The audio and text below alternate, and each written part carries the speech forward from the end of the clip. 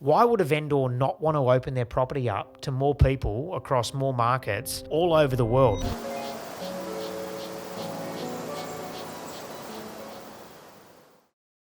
Hi everyone, welcome back to Property Chat with Lachy and Matt, powered by Real Hub. And today we have a really special guest, Damien Cooley, the director of one of Australia's largest independent auction houses, 5 times winner of the block. And Damo, I think 11 times you've been on that now? Yeah, 5 out of 11 is probably not a great strike rate, but winning it 5 times has been really good for my career and been great to be part of the show. Yeah, so I'm sure a lot of people listening or watching, I should say, have seen Damien with the orange tie on the block, and also, on many of the major news networks, quite high profile across the city. I guess, Damien, and for most of our listeners, can you give everyone a little bit of an idea of your background, just so that everyone knows who you are? Yep. I usually wear a white shirt and orange tie, so I've mixed it up today and I've gone the big, bold blue chalk stripe shirt. So there you have it. But look, I've been auctioning for many, many years. We started our business in 2003, and that was when I actually left school in 98, got into leasing, straight into property management after that, and became an auctioneer, and we opened our company in 2003. So the auctions have been an exciting business for us. All we do is conduct auctions. And when I say all we do, we are auctioneers, so we don't actually get involved in the listing of property or the managing of property. We are in the property industry, but we just conduct auctions. And our clients are real estate agents and sellers. And our goal essentially is to do a great job for the owner of the property, at the same time as doing it in the most respectful way to the buyer. So I guess to give people a bit of an insight into our company, in the peak of our career, we were calling circa 6,000 auctions a year.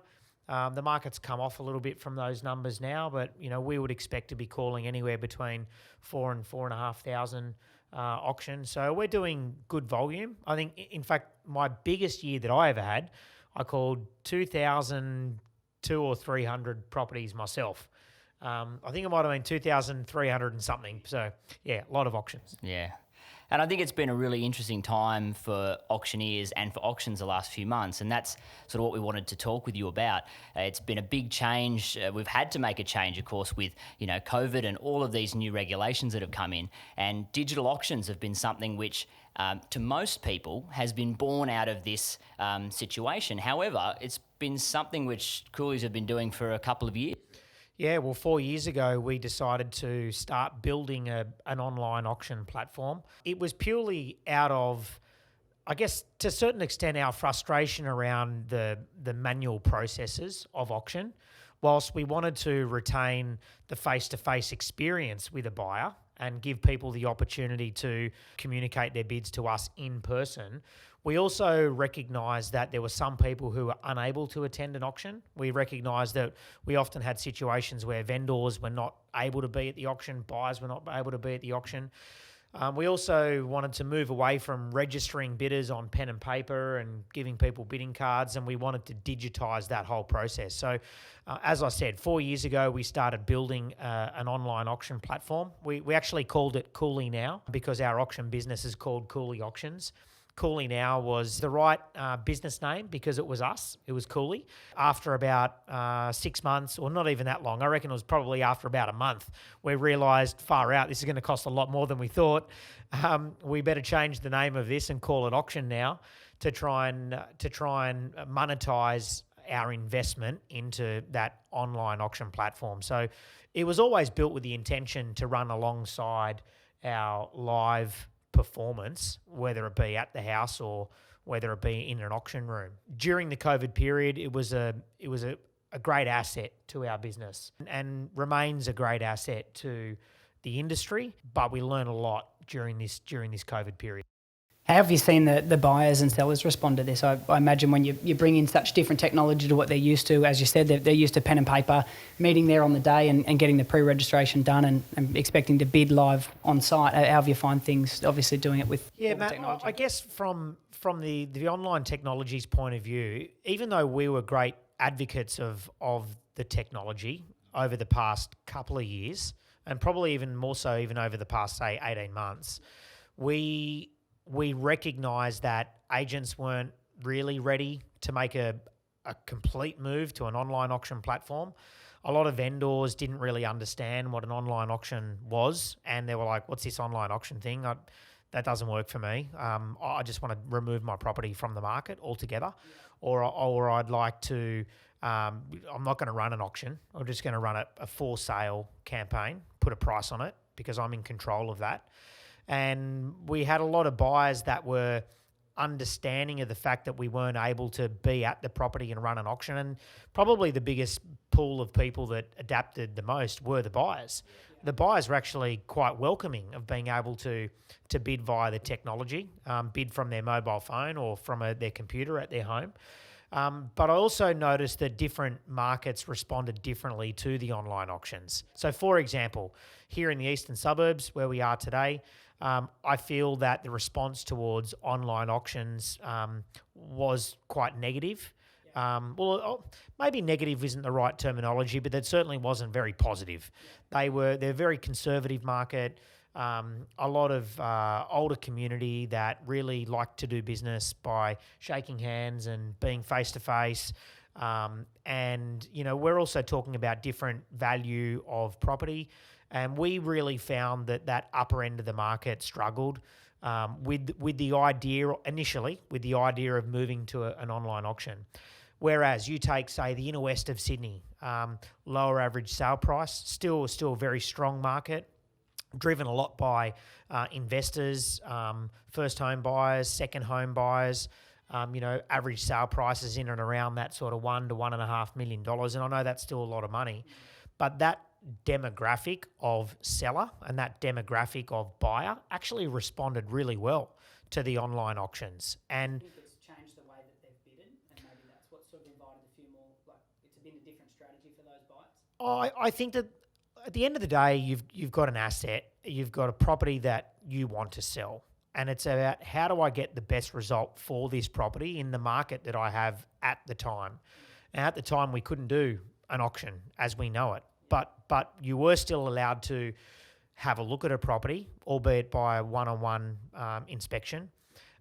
Buyers were able to identify the fact that they liked the property, they fell in love with it, they wanted to buy it. The fact that it was an online auction or whether it was an auction at the house or whether it was a private treaty negotiation, to the buyer, didn't really care.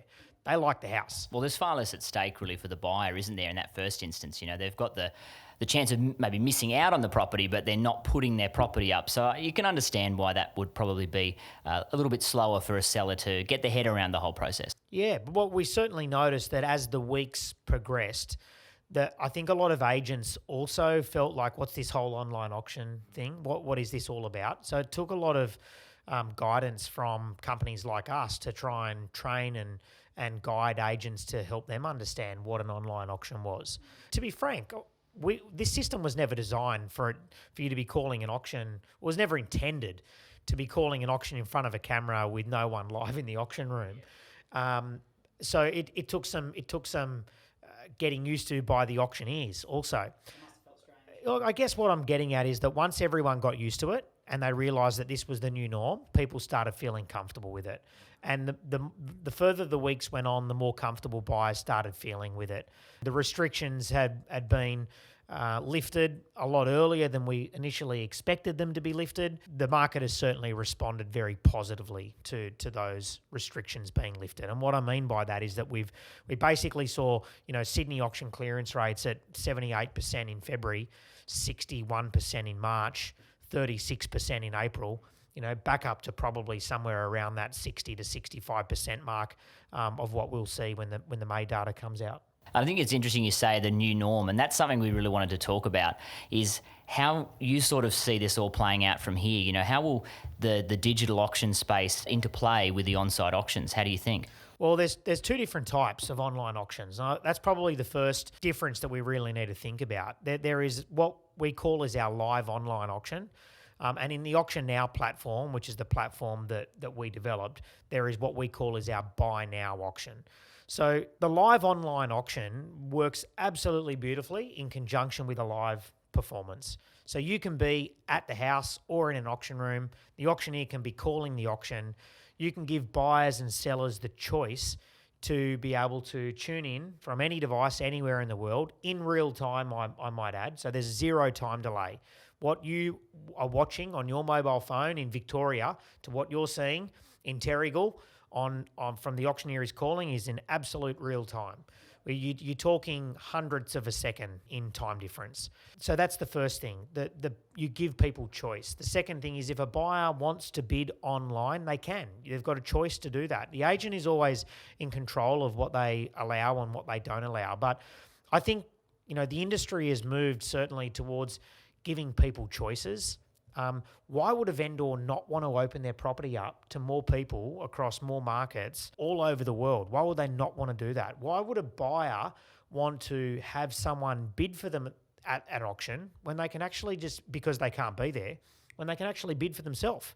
Why would we not empower people to bid for themselves? So that's the first thing. So to answer your question about, how's the technology going to evolve and is it here to stay? I believe the answer to that is absolutely yes, that it runs beautifully in conjunction with a live auction. The second part to that is the buy now auction, which is probably more of what the listeners would assume is an online auction. I think so, yeah. And frankly, what an online auction really is. I mean, the industry kind of adapted and started using words like live online auction because, let's face it, Scott Morrison, the Prime Minister, came out and said, you're not allowed to do an auction. It's got to be online. So everyone came up with this great idea that you could do a live online auction, which was via the digital platform, which it was, and it fell within the realms of what we were able to do and what we couldn't do. But the buy now auction is really more of a timed online auction. Now, I think that's really more of what listeners would be used to in an eBay style, in a Grays Online, buying bottles of wine, for example, horse auctions at English Just something a bit more expensive. Well, maybe not. Maybe not more expensive than the horses. Well, maybe not more than the horses, but the timed online auction works that you have a start date and an end date. You do need a licensed auctioneer to oversee that auction. So that's what actually enables you to call it an auction. You can control minimum bid increments. You can have that auction open for 15 minutes or you can have that auction open for 3 or 4 weeks. The auction is very fluid in that you can move the auction date back, you can bring the auction date forward, and subject to the level of interest in the property and how the campaign's going, you can judge that interest and then adjust your dates accordingly. And hence the reason why it had been branded a buy now auction, in that if somebody makes an offer that's a good offer in the first week, they can literally buy it now because the agent has the ability to change that auction date, bring it forward, and it could literally close on that day, close of business at 5 p.m. So understanding the different types of online auctions, I think, is important. And I think for the buyers who are listening to this podcast, I think for them understanding, how to bid at an auction and what their benefits are of bidding online or what the benefits are of bidding in person, I think is really critical for them to understand. Yeah. Did you find there was many teething issues when you first started out? Because I can imagine you went from, it was a program that you designed, not realising that we're going to go through COVID and have that many people wanting to get on board with it. So I can imagine you would have had to roll that tech out for a lot of people. How did you find that? I didn't get a lot of sleep in the first couple of weeks. I was doing, we call them demos. I was doing demo after demo after demo after demo until we worked out that we just need to do one demo and record it and create a webinar and say to everybody, I'm not doing any more demos. You can watch the webinar. It runs every day at 10 a.m. I think there was one Saturday you were just in tech support, wasn't there? Absolute tech support. Look, for the person who has spent the last 4 years designing, building, putting all of my intellectual property around auctions into an online platform, I was incredibly proud to see it working live in the field in a crisis situation. And I was incredibly proud. It had its challenges. There was one day there where our site crashed late afternoon. We had 10,000 people on the website in one day at one time.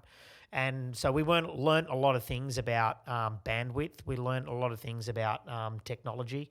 And that was something that I really lent on the developers and the support team that basically run the tech side of things to get that back on track. And, we worked tirelessly to make sure that we gave everybody the support the best support we possibly could and the best platform that we possibly could. So what did we learn during that process? I learned that different buyers and different vendors have different levels of tech space in their brains. In that some people just get it. You ask somebody to pre-register for an auction, you send them a web link, and they pre-register in a matter of seconds, and the registration's approved, and it's all fine. You have other people that just get to roadblocks. For example, they've got to upload a copy of their driver's license, and it's just the thought of understanding how to take a photo of their driver's license and upload it to a platform, or to change a JPEG file into a PDF file, or they don't get it. And these were things that we learned. And the reality is the tech needs to be easy, and it can't be difficult. And then you need to have as fewer roadblocks as you possibly can. We also understand that different phone receptions in different areas did play a role and do play a role in the picture quality for what buyers are watching. So from the live performance. We also AuctionNow sacrifices a little bit of picture quality to make sure that the auction is literally streamed in real time. In a lot of other platforms that you see, like Facebook Live and YouTube Live and these platforms, and I guess I can't go out and say they have, but in some cases, these platforms can have anywhere up to a 3 or 5 second time delay in what you are actually doing in Terrigal to what someone is seeing in another country, where we really pride ourselves on the fact that our technology is in as real time as it possibly can be, by watching on a tablet or a mobile phone device, anywhere around the world. Well, we know as auctioneers, essentially 5 seconds is a lifetime in an auction.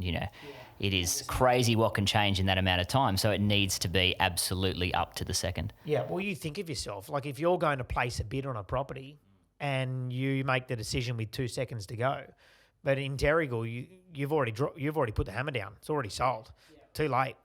Yeah. So we really wanted to make sure that all the buyers who are bidding online were bidding under the same terms as the person who was bidding live in person at the auction. Now, when COVID happened, everyone was bidding online, so it wasn't as big of a deal. But now that the restrictions have been lifted, we're back to what the system was really designed to do. Yeah, beautiful. Have you found that you've been able to spread yourself out a bit more, call more auctions on whether it be a Saturday or midnight? You do a bit of midweek auctions. I think probably the biggest thing that we're struggling with right now is the lack of auction volume, and not just auction volume, the lack of property on the market, which frankly is actually good news for sellers. The good news for sellers is that the market remains, we feel, quite strong. I mean, I only had 3 auctions on the weekend, and ordinarily I would have anywhere between 12 and 15. So that gives you an indication of how much the volume is down. For me personally, as a personal auctioneer in our company, our volume is down significantly. But also to give you an indication of how the market's doing, of those 3 auctions, one was in Birch Grove, we had 16 registered bidders. One was in East Lakes, we had 14 registered bidders. And one was in Paddington, Sydney, where we had 3 registered bidders. So across the board, I think on Saturday, our average number of registered bidders was like 6.5 or certainly over 6. And that is a really good indication that there are plenty of buyers out in the market looking to buy. Now, I'll also go so far as to say that the results of those properties were not they weren't unrealistic. They weren't stupid prices. Buyers are actually being very sensible about entering the market, but there are good buyers out there looking to buy. And good quality real estate sells well in any market. And I just cannot understand why somebody would not want to auction their property ever. And I just cannot understand why somebody would certainly not want to auction their property in this market. It is the absolute best time to be using auction as a strategy to create a deadline date, to force the hand of a buyer to make a decision. Every buyer's agent is going to tell you that they love buying property off market and that they buy a lot of property off market, and off market's their key to doing deals. Ask the buyer's agent the number one reason why they buy off the market, because they feel like they're not competing against the market. So why would any vendor want to sell their property off market to give the buyer a better chance at getting a better deal? Amazes me. And I think that these vendors, they just feel like that they have a bit of security over or control over their listing, that they're not investing in a marketing campaign, that I guess that they don't feel the pressure of coming on the market, when in actual fact it is that pressure of coming on the market and that investment in their marketing campaign, which I truly believe, delivers them a better result on auction day. And I might also add, in the most transparent way possible for the buyer. Yeah.